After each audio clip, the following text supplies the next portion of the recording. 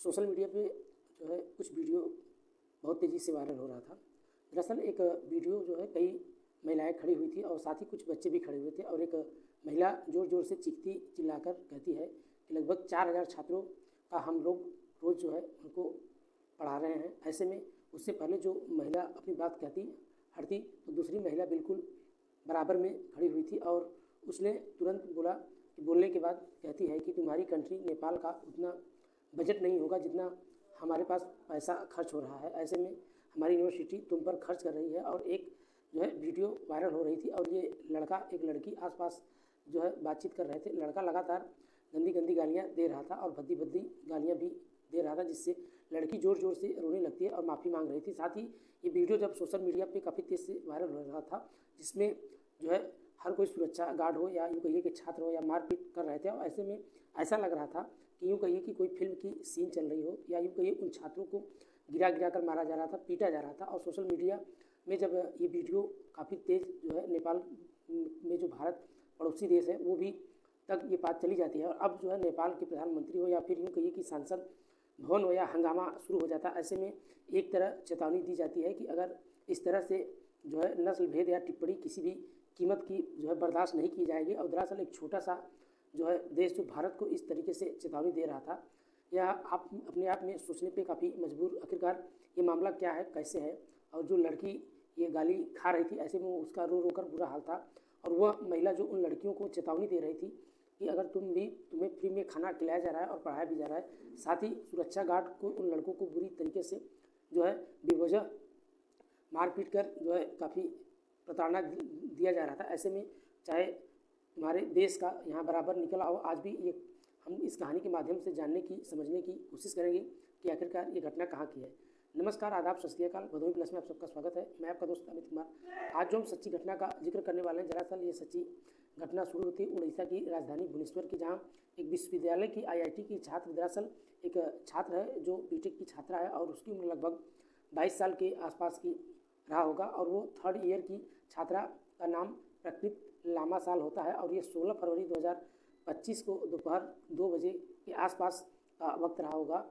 अपनी माँ नेपाल को फ़ोन लगाती है और नेपाल में उसकी माँ फ़ोन उठाती है और दोनों बातचीत कर रहे थे। और जैसे ही लड़की कहती है कि माँ, एक सांस्कृतिक कार्यक्रम में हम फ़िलहाल भाग लेने जा रहे हैं, फ़िलहाल अभी नेटवर्क थोड़ा कुछ ठीक नहीं आ रहा है, हम आपसे बाद में बात करते हैं। ऐसे में उसने अपनी माँ से जो बात कही, उसकी माँ ने इस बात को इग्नोर करते हुए और सोचने लगी कभी न कभी नेटवर्क का प्रॉब्लम आए दिन दिक्कत आता रहता है, ऐसे में कोई दिक्कत नहीं, हम इनसे बाद में बात कर लेंगे, लेकिन जो है बातचीत जो है करूँगी, तुम इसमें जो है मेरे फ़ोन का इंतज़ार करना। माँ कहती है कोई बात नहीं बेटा, तुम ठीक है, तुम चले जाओ। ऐसे बार कई बार हुआ था, लेकिन ऐसे में इसलिए अपनी बेटी को कुछ इस तरह से अनुमति देने के बाद वो परमिशन दे दी जाती है। और यहाँ वो लड़की जिसका नाम प्रकृति लामासाल होता है, उसका बीटेक 3rd ईयर की छात्रा होती है, वो अपने दोस्तों की नज़रों से ओझल हो जाती है और जो उसके दोस्त होते हैं इधर उधर उन्हें ढूंढने लगते हैं। लेकिन जहाँ जहाँ तक वो बैठती थी, उठती थी या जिस जगह लोगों से बात करती थी, हर एक जगह उससे पूछा जाता है उसके दोस्तों से, अपने दोस्तों से।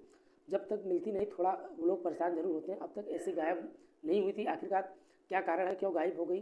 ढूंढते ढूंढते वो हॉस्टल में पहुंच जाते हैं और हॉस्टल में उस कमरे में पहुंच जाते हैं जहां वो रहा करती थी। जब लड़की ने उसके दोस्तों जब उसे अपनी आंखों से देखा तो किसी को ये बात का यकीन नहीं हो रहा था। दरअसल वो लड़की मर चुकी थी और अभी कुछ देर पहले जिसने अपनी माँ से बातचीत की, वादा किया कि माँ मैं अभी थोड़ी देर में मैं तुम्हें फ़ोन करूँगी, वो मर चुकी थी। और ये बात आसपास के छात्रों को जब चर्चा का विषय बन जाता है तो कुछ देर तक तो उसका चेहरा भाई और उस लड़की के माँ बाप और पिता को जब फ़ोन करके बताया जाता है तो बेटी यानी जो बहन थी वो दुनिया में अब नहीं रही, वो मर चुके परिवार वालों का रो रो कर बुरा हाल हो जाता है। और उस IIT की विश्वविद्यालय की इस विश्वविद्यालय में लगभग 4000 स्टूडेंट, जिसमें 2000 स्टूडेंट ऐसे थे जो विदेशी छात्राएँ हैं। और जो लगभग 2000 की अगर हम बात करें तो लगभग 4000 के ऐसे भी छात्र हैं जो सिर्फ नेपाल से, 40 ऐसे छात्र हैं जो नेपाल से पढ़ते हैं। ऐसे में नेपाल के छात्रों को इस बात से पता चलता है और छात्रों को गुस्सा आना जाहिर सी बात है, क्योंकि गुस्से की बात कुछ भी इस तरीके से इस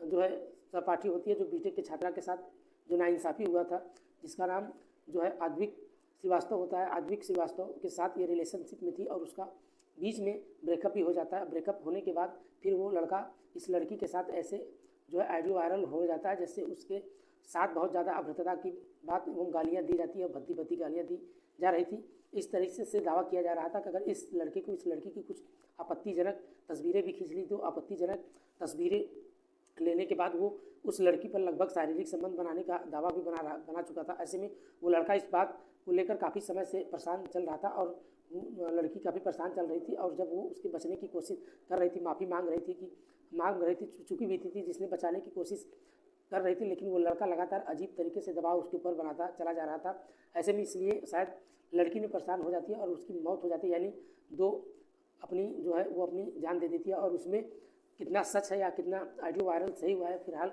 इस बात को लेकर लगातार खासकर नेपाल के छात्रा और नेपाली जो छात्र हैं वो समर्थन में छात्र छात्राएँ आ जाते हैं। उधर प्रदर्शन धरना शुरू हो जाता है और पूरी रात यानी 16 फरवरी 2025 की पूरी रात धरना प्रदर्शन होने लगती है। ऐसे में उसकी एक मांग को इस मामले में उच्च स्तरीय पर जांच भी की जाती है और आरोपी किसी भी कीमत पर बख्शा नहीं जाएगा। ऐसे में छात्रों ने मेन गेट को बंद कर दिया और जो रास्ता आता है उसमें भी बंद कर दिया, जो लगातार सड़क और वहाँ से आना जाना भी बंद हो जाता है। और इस बात पर विश्वविद्यालय में बहुत ज़्यादा गुस्सा हो जाना, ये विश्वविद्यालय की बात अगर विरोध किया तो यह रात इसी तरीके से कट जाती है। लेकिन रात होने के आदेश जारी कर दिया जाता है और कहा जाता है कि 15 दिसंबर यह विश्वविद्यालय सिर्फ नए छात्रों वालों के लिए बंद रहेगा। बाकी जो 17 फरवरी 2025 को आदेश का लिखित रूप से जारी किया जाता है और ये जारी करके कैंपस में छोड़ने के लिए कहा जाता है। ऐसे में जिसकी जल्दी से जल्दी अपना सामान पैक कर लें और शायद सामान पैक करने के बाद आप यहाँ उसके बाद अंजाम ठीक नहीं होगा, ये सारी बातें बताने के बाद ब्रेकअप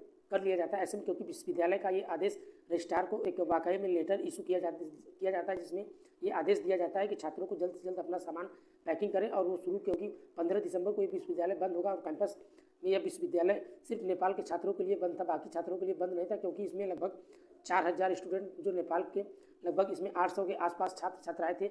ऐसी स्थिति में अगर वो निकलने की कोशिश कर रहे हैं तो उसके साथ ही मारपीट भी हो जाएगी। ऐसे में जल्द से जल्द निकालने की मारपीट की किसी बार वीडियो बनाए या बनाने की कोशिश करे उसे सहज कर रख दिया जाए। बड़ी संख्या में छात्र लगभग 17 फरवरी 2025 में जाकर कटक रेलवे स्टेशन पर वहाँ पहुँच जाते हैं और जाने पर कई गाड़ियाँ भर कर वहाँ विश्वविद्यालय की तब में वहाँ छोड़ दिया जाता है। और भूख प्यास की वजह से उन्हें रात भर वो प्रदर्शन चल रहा था और उसके वीडियो भी बनाई जा रही थी। जब उन्हें हॉस्टल खाली करने का आदेश दिया गया तो वो छात्रों को पकड़ा जा रहा था और मोबाइल चेक किया जा रहा था। मोबाइल में चेक करने के बाद देखा जा रहा था कि रात में इसमें कोई वीडियो तो नहीं बनाया जो सोशल मीडिया में वायरल। इस बात को लेकर यहाँ गुस्साए आने पर लगातार उधर पुलिस इस बात का सूचना मिल जाती है और शाम होने तक पुलिस कब्जे में ले लेती है, पोस्टमार्टम के लिए भेजती है और मामले की जांच पड़ताल जैसे ही नॉर्मल तरीके से आती है। लेकिन छात्रों का जब ये मोबाइल वीडियो डिलीट भी किए जा रहे थे, इस बीच कुछ हॉस्टल में एक मंजू शाह पांडे नाम की महिला होती है जो शायद प्रोफेसर बताई जा रही थी, लेकिन छात्रों ने उसे भी धमका कर लगभग 4000 छात्रों को हम फ्री में ये विश्वविद्यालय व्यवस्था कर रहे हैं, तुम्हें भी खिला रहे हैं, तुम्हें भी पढ़ा रहे हैं और तुम्हारी हिम्मत कैसी, वो ज़ोर ज़ोर से चीखने चिल्लाने लगती है। साथ ही एक महिला होती है जिसने बराबर वो खड़ी होती है, उसका नाम होता है, बताया जाता है जयंती नाथ।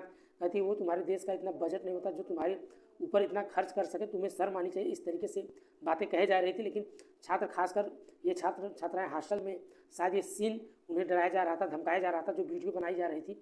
ऐसे में ये वीडियो वायरल होने के बावजूद भी ये मामला धीरे धीरे देश अलग अलग हिस्सों में पहुंच जाता है और ये साथ ही देश विदेशों में खासकर नेपाल पहुंच जाता है। और क्योंकि नेपाल का जो मामला नेपाल के प्रधानमंत्री केपी शर्मा ओली को इस बात पर बड़ा ही अजीब लगता है और वो अपने 2 अधिकारियों को इस मामले की जांच पड़ताल में भेज देते हैं। कहते हैं कि जाकर देखो सही छात्रों का साथ कहीं कुछ गलत तो नहीं हुआ। ऐसे में पूरे नेपाल ने इस बात को लेकर विरोध किया है। साथ ही वो छात्रों को सामने 2 ऑप्शन खुल कर आ रहे हैं, जहाँ वापस आ जाओ या फिर हॉस्टल में ही वहाँ, क्योंकि ये मामला सोशल मीडिया पर वायरल हो चुका था और अखबार, टीवी, न्यूज़ चैनल हर जगह एक प्रकाशित हो चुका था। और साथ ही इसके बाद भी कई विश्वविद्यालयों में ये दावा भी बढ़ाया जा रहा था, जिसमें विश्वविद्यालय फिर बैकफुट पे आ जाती है। और साथ ही ये चचेरा जो उसका भाई था, तहरीर के आधार पर वो मुकदमा दर्ज कराया जाता है। पुलिस उस लड़के का नाम आदिक श्रीवास्तव होता है, जो लखनऊ का रहने वाला तो बताया जाता है। वो उड़ीसा के भुवनेश्वर में एयरपोर्ट वो वहाँ मिल जाता है और आखिरकार उसे गिरफ्तार कर लिया जाता है। लेकिन पुलिस इस मामले की सक्रिय मामला में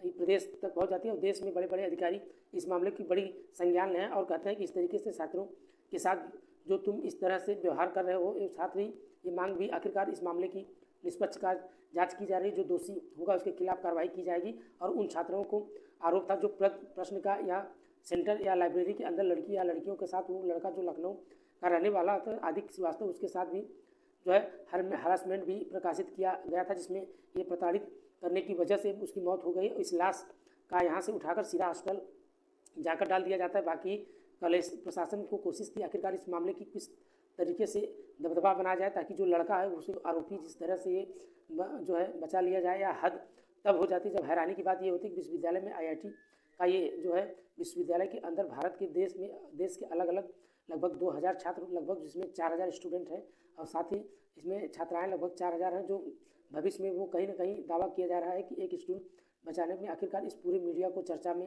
होने की वजह से अंदर ऐसी जो है जो स्टूडेंट है उसमें लगभग कई हजारों लाखों में जनसंख्याएँ हैं, और एक छात्र ऐसे की वजह से पूरे जो है बदनामी जिस तरीके से ये विश्वविद्यालय की शुरू हुई है। लखनऊ का रहने वाला ये राजनीतिक पार्टी से जुड़ा हुआ है, जिसने पिता जो है राजनीतिक पार्टी से जुड़े हुए हैं, और साथ ही राजनीतिक पार्टी का कहीं ना कहीं ये विश्वविद्यालय सपोर्ट कर रहा है, भले चाहे छात्र हो या न रहो, लेकिन चाहे कितनी बदनामी हो, लेकिन विश्वविद्यालय में चाहे कोई बाहरी छात्र हो या उनके इलाके का हो, इस तरीके से एडमिशन न लें। एक ही छात्र को बचाने के में इतना सस्पेंड हो जाता है, लेकिन इस मामले का वायरल हुआ मामले नेपाल में पहुंच जाता है, और देश में पहुंच जाने के बाद विश्वविद्यालय में ये प्रकाशित लाजमी था, क्योंकि जो ये घटना हुई थी दोस्तों, ऐसे में उसका पर्दाफाश धीरे धीरे पुलिस ने कर दिया और साथ ही उसे गिरफ्तार करके जेल भेज दिया, साथ ही कोर्ट अपनी सजा सुनाएगी। दोस्तों इस पूरे घटना का सुनाने का उद्देश्य किसी को परेशान या किसी का दिल दुखाना नहीं था, बस आपके साथ शेयर करना था। मिलते हैं नेक्स्ट में, आज कितने, तब तक के लिए बाय बाय, गुड नाइट, जय हिंद दोस्तों।